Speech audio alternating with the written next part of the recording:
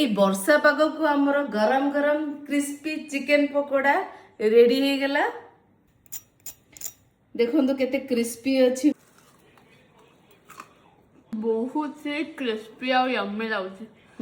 और ये चटनी साथ खाइला मन तो पूरा डिलीशियस। এই ক্রিস্পিনেস ପାଇଁ ବୋଲି ମୁଁ କଣ ଗୋଟେ ଏକ୍ସଟ୍ରା ଜିନିଷ ପକେଇଛି। ତ ଚାଲନ୍ତୁ ଭିଡିଓଟା ପୁରା ଲାଷ୍ଟ ପର୍ଯ୍ୟନ୍ତ ଦେଖିବେ, ଜାଣିପାରିବେ ଏଇ କ୍ରିସ୍ପିନେସ ଟା କୋଉଥିପାଇଁ ଆସିଲା। ଅଧ କେଜି ଚିକେନ କୁ ମୁଁ ଧୋଇକି ଭଲ ସଫା କରିଦେଲି। ଦେନ୍ 2 ଚାମଚ ଭିନେଗାର ଆମେ ପକେଇଦବା ଆଉ କିଛି ପାଣି ଦେଇଦବା। ଦେନ୍ ଏଇଟାକୁ 15 ମିନିଟ୍ ଯାଏ ଏମିତି ଭିନେଗାର ପାଣିରେ ବତୁରେଇକି ଛାଡ଼ିଦବା।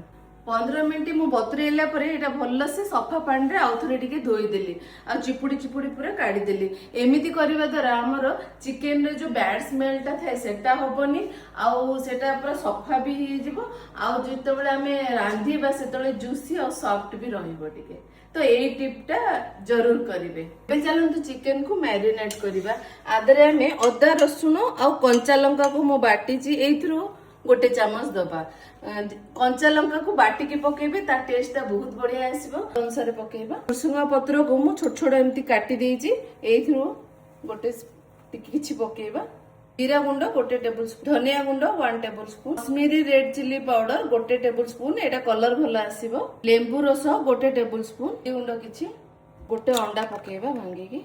ए सब को हमें भलो से भी मिक्स कर दबा। से मिक्स करके हमें आधा घंटा पे ताको फ्रिज रे मैरिनेट होबा को रखि दबा। पकोड़ा संगे लच्छा पियाज खाया को बहुत बढ़िया लागबो। सेति पे मु एम्ति पियाज गुडी को एम्ति राउंड राउंड काटी देछि। देन सेथिरे किछि हमें लेंबू चिपुडी दबा। एथिरे किछि हमें कोला नून बा ब्लैक सॉल्ट किछि पकेबा, चाट मसाला किछि पकेबा, लंका गुंड किछि पकेबा। हेले हमर लच्छा पियाज रेडी हे। ओटा कि आपण जहां भी छणा छुणी आइटम खाउचनी या फिर रोल फोल जहां भी खाउचन सेथिरे पकेई खाइबे, बहुत ही टेस्टी लागे। चिकेन मैरिनेट हैला भितरे चलंतो आमे तार चटनी तयारी करिवा। धनिया पत्र चटनी करिवा। सेति पे मु धनिया पत्र भले से धोई देइची, ता सहित कंचा लंका, दही किछि, जीरा, रसुण, लेंबू, काजू और किछि पनीर ए सब को ग्राइंड कर दबा। स्वाद अनुसार लूण पके के एबे हमें भले से घांटी दबा। चटनी पूरा रेडी हे गेला। आधा घंटा हे गेलानी। हमें एबे बेसन नबा।